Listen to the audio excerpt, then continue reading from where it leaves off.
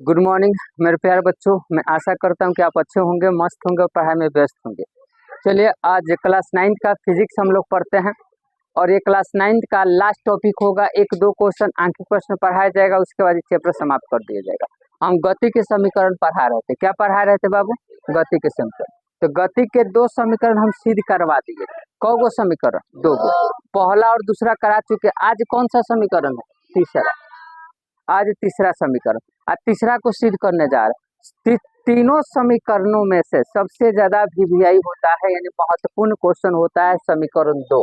ये हर बार पूछता है, बाई से कौन साल नहीं पूछेगा। आप जो क्वेश्चन बैंक उठा कर देखिएगा 9वां का, तो हर बार पूछा हुआ है। बोल देगा ग्राफीय विधि द्वारा दूसरा समीकरण को सिद्ध करो। दूसरा समीकरण क्या है? एस बराबर UT plus half eighty square. वो बहुत बार पूछा हुआ क्वेश्चन है, तो आप नहीं पढ़िएगा, बाद में पछताइएगा। क्वेश्चन लेकर आइएगा, देखिएगा एकदम आया होगा, तुरंत से क्वेश्चन आया होगा। ये चैप्टर बहुत ज्यादा भिड़े होता है, 2 चैप्टर। तो बोर्ड में देखा कीजिएगा, आप क्वेश्चन लेकर आइएगा, अपने था पता चल जाएगा। जब एग्जाम होगा, हम जो पढ़ाए तो अपने था पता चल, जो पढ़ेगा वो देगा, लिखेगा नहीं पढ़ेगा वो जानेगा। देखिएगा यहाँ से, तो हमको तीसरा समीकरण सिद्ध करना है। इधर देखा कीजिएगा ध्यान से। ग्राफ तो बता दिए थे फिर से। ये सूता हुआ लाठी एक्स होता है, जो खड़ा होता है उसको क्या बोलते हैं? वाई। और दोनों जिस बिंदु पर काटता है उसको क्या बोलते हैं? मूल बिंदु, यानी ओ। ठीक है ना?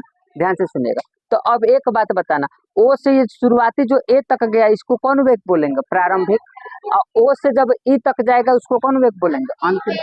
समझ आया? और ओ से डी तक जाएगा उसको क्या बोलेंगे? टाइम।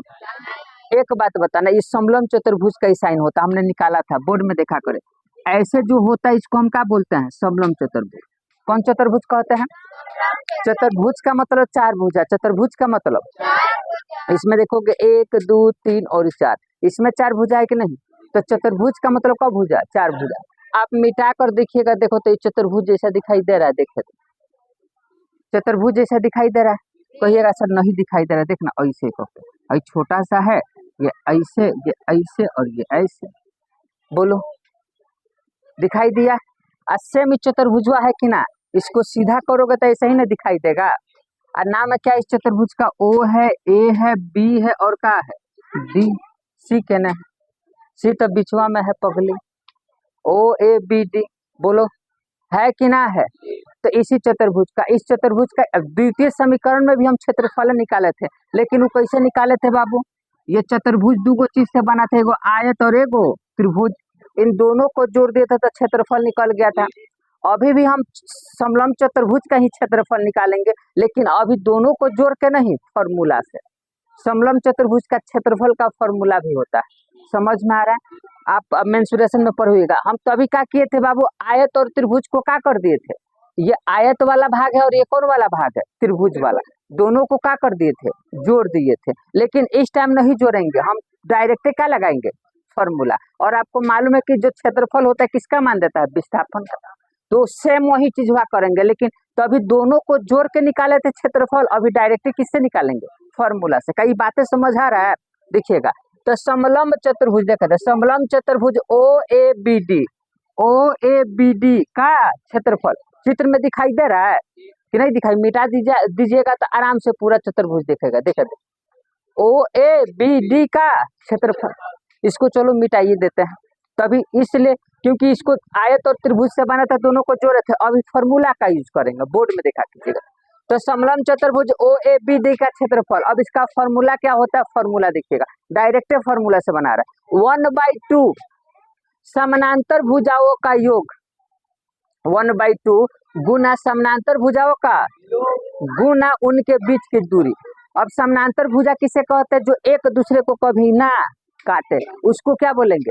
समानांतर। इसका सबसे बढ़िया एग्जाम्पल होगा ट्रेन की पटरी। तुमको देखते हो कब काटेगा? देखिएगा, ध्यान से सुनिएगा। समानांतर का मतलब सब ऐसे हो, ऐसे, ये कबो नहीं काटेगा। अब ये रेखा समानांतर नहीं होगा, पर देख दे कहीं ना कहीं जाके क्या कर देगा? काट देगा। अगर दोनों तरफ एन हुआ की दूरी साफ देखे दे एक समान होगा, उसको हम कहते हैं समानांतर रेखा। क्या कहते हैं? अब बताओ, समलंब चतुर्भुज में देखने से कौन भुजा तुमको समानांतर दिखाई दे रहा है? ये वाला कि ये वाला? ऊपर नीचे वाला दिखाई दे रहा है कि नहीं? ये कौन रेखा कहलाएगा? समानांतर। छोटा बड़ा से मतलब ना है, ये कबो नहीं काटेगा, लेकिन हई दोनों रेखा आगे जाके क्या कर देगा? तो ये समानांतर नहीं कहलाएगा। चार गो न भुजा है बोर्ड में देखा करे, तो हई दोनों जो रेखा होगा कौन रेखा कहलाएगा बाबू, कौन रेखा कहलाएगा? आप नाम दी ए ओ ए है बी डी है, तो बताओ समानांतर कौन है? तो कहिएगा ए बी और ओ डी, ए बी और है कि ना है? उनके बीच की दूरी, फॉर्मूला होता है 1/2 समानांतर भुजाओं का योग और गुना उनके बीच की। अब भाई बताओ तू ऐसे करोगे समानांतर तो बीच की दूरी है ये ना होगा, बोलो तब बीच की दूरी हई होगा, देखा हई होगा बीच की दूरी। बोलो समझ आया कि नहीं आया? आया समझ में? अरे आ रहा है समझ में? तो अब देखिएगा ध्यान से सुनिएगा, फॉर्मूला जो क्षेत्रफल होगा वो किसका मान देगा? विस्थापन का। किसका मान देगा? अब विस्थापन को किससे लिखेंगे? एस से। किससे लिखेंगे बाबू? 1/2 अपने जगह पे समानांतर भुजाओं का योग, योग माने जोड़। तो हम बताए ना समानांतर भुजा कौन है? ए बी और ओ डी। देखे सॉरी ए बी और, लेकिन यहाँ पे चित्र में उल्टा है बाबू, हई दोनों ना भुजा समानांतर है। नहीं समझ में आ रहा है? चित्र में देखा कर, हम तो अलग से चित्र बनाए थे तो ये कह रहा है, ये समझ आ रहा है? लेकिन हई चित्र में देखो का हई दोनों समानांतर है। कौन समानांतर है? छोटका और बड़का। तो समानांतर भुजा कौन होगा? ओ से ए और कौन बाबू? B D. समझ आया कि ना समझ आया? तो समानांतर भुजाओं का कथी बाबू? योग, यानी ओ ए प्लस बी डी गुना उनका बीच की दूरी। उनका बीच की दूरी क्या होगा? O D. देखा दे और कहोगे तो इनका बीच का दूरी हई जब समानांतर होगा, चित्र बना के दिखाते हैं, हई दोनों समानांतर है बोर्ड में देखा कर, इसी तरह ना है ओ ए है आप बी और डी है, तो एक बीच की दूरी है ये ना होगा बाबू, बोलो एक बीच की दूरी है ये ना होगा। तो बीच की दूरी कौन है? कौन है? अब बस काम करना, बस खेल खत्म, ये सबसे इजी है। 1/2 को 1/2 रहने दो, ओ ए को ओ ए रहने दो, बी डी के बदल के ओ ई लिख दिए। देखे दे हाई जो बी और डी है एक और बदले, देखो बी आपको ई पे मिल रहा है, डी किस पे? ओ पे, तो क्या बी डी के बदले ओ ई लिख सकते हैं कि ना लिख सकते हैं? देखो बी डी के बदले क्या लिख सकते हैं बाबू? ओ ई का चित्र में दिखाई दे रहा है, तो हमने बी डी को हटा के क्या लिख दिया? ओ डी को ओ डी रहने दिया।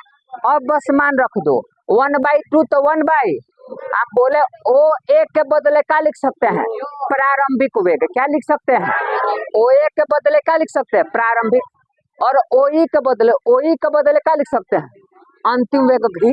और ओ डी के बदले क्या लिख सकते हैं? ठीक, बोलो बताया गया है। इतना समझ में आ रहा है सब किसी को?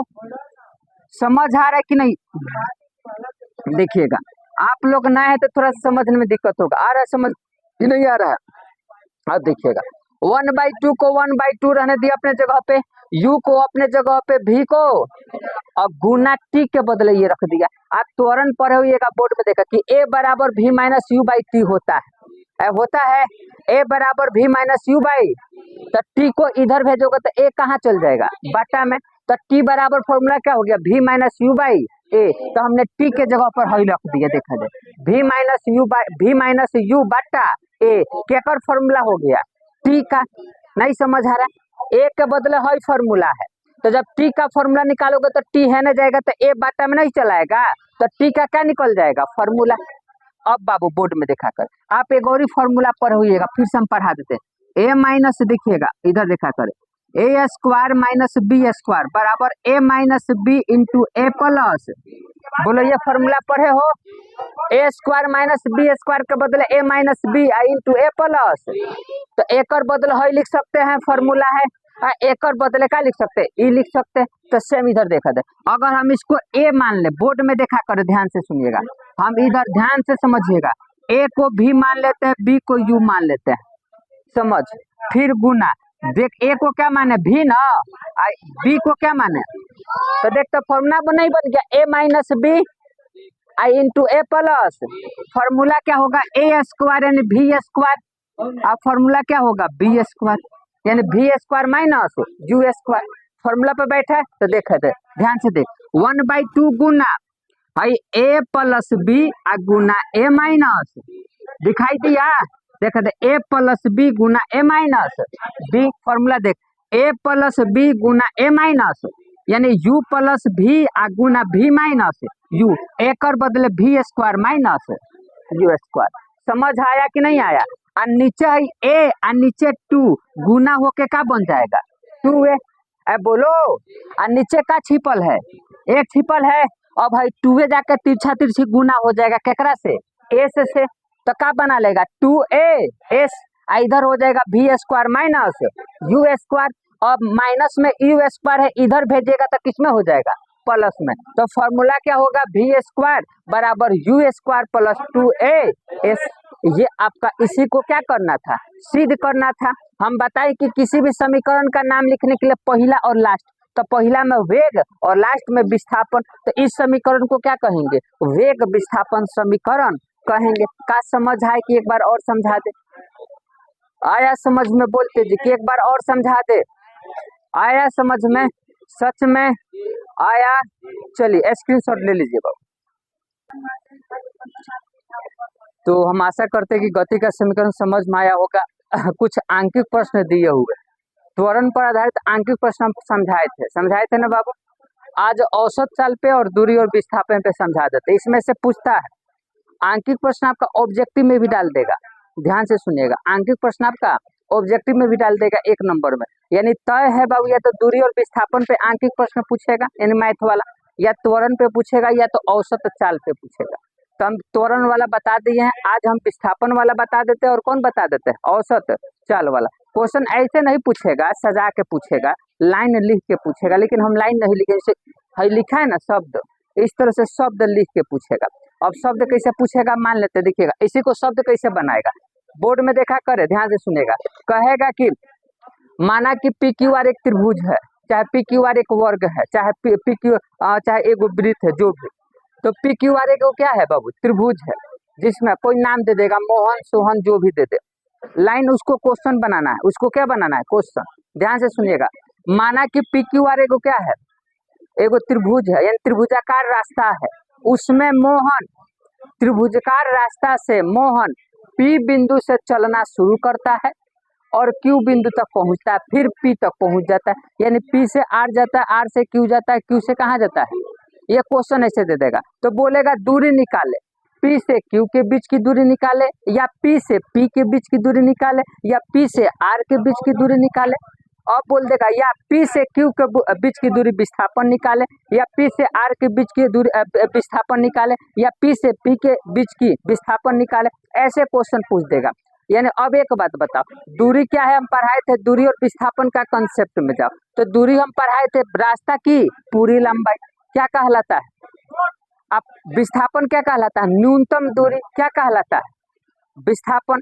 विस्थापन में दिशा होता है, वो एक दिशा में होता है, तो विस्थापन हम बताए थे, न्यूनतम दूरी क्या कहलाता है, विस्थापन।